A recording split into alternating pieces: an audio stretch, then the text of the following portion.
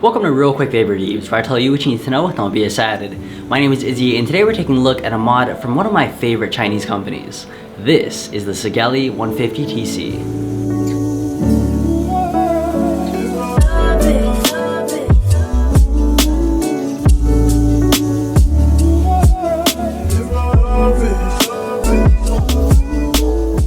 Sigelei, one of my favorite Chinese companies, have released a new mod with an almost entirely new look. This is the Sigelei 150W temperature control, with a soft touch coated aluminum body, a 150W max output, with a dual mode for temp control, dual 18650 battery config, and a 0.10 minimum. This review is sponsored by e-cigarettes.com.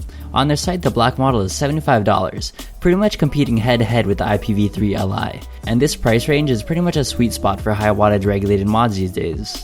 With the temperature control update comes a new design too. Sigelei is introducing a more futuristic look to their mods, ditching the simple box look of the old for a more angled body.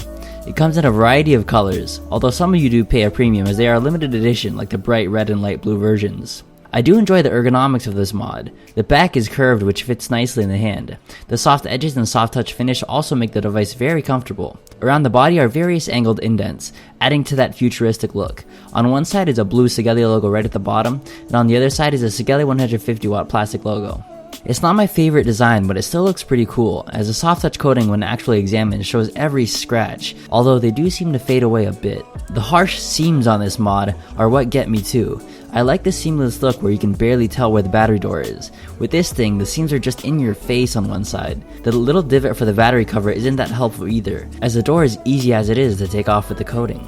Sometimes having harsh lines in designs is cool. But here's the main reason I can't stand the seams on this mod. Around the 510 is a seam/channel that runs all the way down to the bottom of the mod, and if you over drip just once, you'll have juice running into those tiny channels all the way down, and it's hard as to clean those things. Not only that, but I'll end up with juice on my desk and I'll wonder what happened. Then I check those little channels and I'll see juice ran all the way down to the bottom. Up top is the 510 on a raised portion, with stainless steel negative threads and a copper positive pin that is auto-adjusting. Switching addies is a breeze as all addies have screwed on with no problem, sitting flush with the mod without hitch. Down below are a bunch of vent holes. The Sigelei 150TC uses a dual 18650 battery configuration. Sliding the cover off is easy as it's held on with a magnet and two tabs keep it in place. Sigelei is using their improved contact design with all copper contacts that are auto-adjusting so the contacts push in when installing your batteries. No sharp edges either so they won't affect your battery wraps. No charging port though, so you have to take the batteries out manually. On the front is a bright LED screen with the typical Sigelei interface that shows the battery life, voltage, wattage, and ohms of your atomizer, and when in temp control, the temperature and joules. Pretty much everything you need, which I like. Above that is the fire button that's just clicky enough for me to not hate it. The plus and minus buttons are pretty much the same.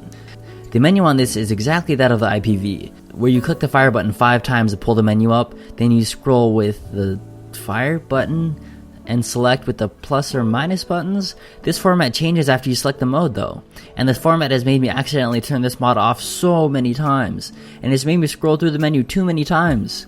Well, once we get past that, you have the choice of standard power or the dual/temp control mode.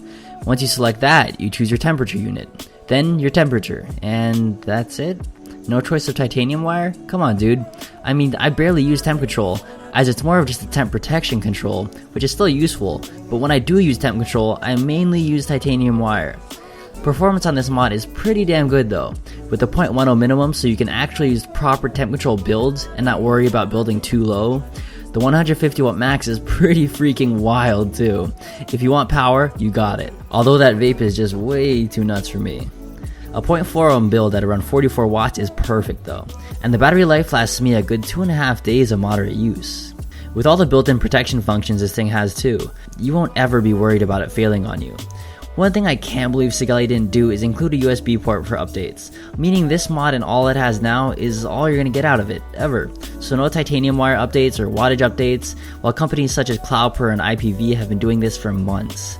Overall, the Sigelei 150W temperature control is Sigelei's jump to a new design with much needed ergonomic curves, awesome performance with a wild 0.10 minimum and 150W max, simple informative screen, and flawless 510. But the unintuitive menu design, hard to clean juice-filled channels, eyesore seams, and the lack of future updates in titanium wire support as a temperature control mod, the Sigelei 150W TC gets a 2.8 out of 5. Once again, thanks for watching, subscribe and like for more. My name is Izzy, and this was a real quick vape review. I'll see you guys next time. Shoots. If you liked the video, share it with a friend. If you haven't already, go check out the site real quick, Down Media. We got a